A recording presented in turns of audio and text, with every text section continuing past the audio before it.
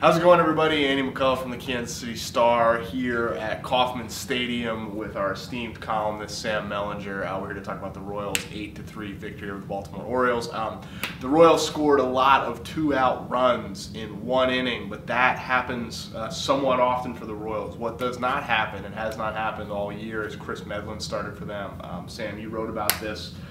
Medlen had a quality start, 6 innings, 3 runs allowed. He struck out 6. He did it all in 69 pitches. It was a pretty impressive performance. I mean, what was your take on what you saw from him tonight? I thought it was a lot better watching over there than it was when you see just the box score. Yeah. You know, Adam Jones hit that ball 1,000 feet over the fountains. I don't know when the last time I saw that was. Yeah, that was a man's.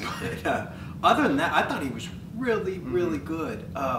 I thought he was low in the zone for the most part. I thought he was on the corners a lot.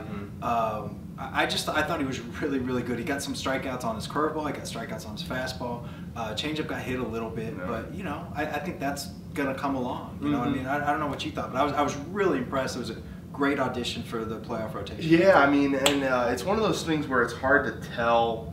It's one start, you know, and especially with a guy who's coming off 2 TJs, it's hard to judge on just one start, because the thing about TJ is in your first time back, it doesn't rob you necessarily of velocity. It robs you of consistency. It robs you of feel on your off speed. It robs you of, you know, you just don't feel right, you know, and so. You know, so it's not like you can just pencil Kris Medlen into the Royals playoff rotation right now. I mean, you know, you can if that guy shows up every 5 days, yeah, that guy's getting the ball maybe in game 2, you know, after Johnny Cueto. But that guy is not necessarily going to show up every night, and that's kind of what these next couple weeks, or 6 weeks, excuse me, will be about, is figuring out, you know, who of Duffy, Ventura, and I guess now Medlen, you know, belongs in those other 2 spots in the rotation. I guess they scored 7 runs in the 6th. Was that surprising at all? It wasn't. I guess the number that they scored 7 was surprising, but you know, if that had ended 6-3, I wouldn't have been particularly surprised. Yeah, it wasn't. I don't know when you ever expect a 7-run inning or whatever, but the Royals have done that or close to that a lot this year, and I thought they had good at bats. I thought they wore the Orioles down a little bit, got in their bullpen, you know, and then it was on. The other thing too, I don't know if I'm stealing questions now, but Mike Moustakas was terrific. I mean, you know, that play at third base was, he does that. You know, great.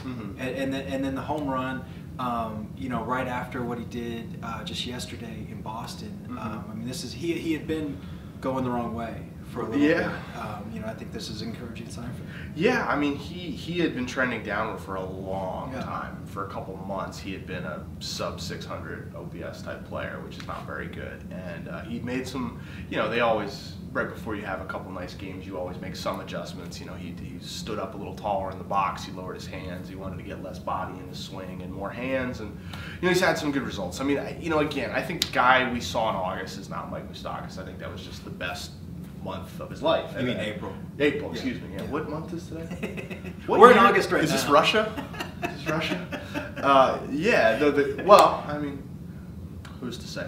No, but the guy you saw in April is not, you know, the guy he is. He's probably not that sort of hitter. But if he can be a 750 to 800 OPS type player with the defense he plays, I mean, that's borderline all-star. And on this team, with how deep this lineup is, especially when Alex Gordon comes back, to have that guy batting 6th or 7th is really impressive. So the Royals just keep rolling. I said this tonight on Twitter. They're generally the best team on the field every single night, and you know, that's going to hold up until October 8th, when really, you know, we can actually start finding out you know, how good this team is and what they're capable of. So until then, you can read all about it in the pages of the Kansas City Star, kansascity.com, and on our True Blue app. Have a good night.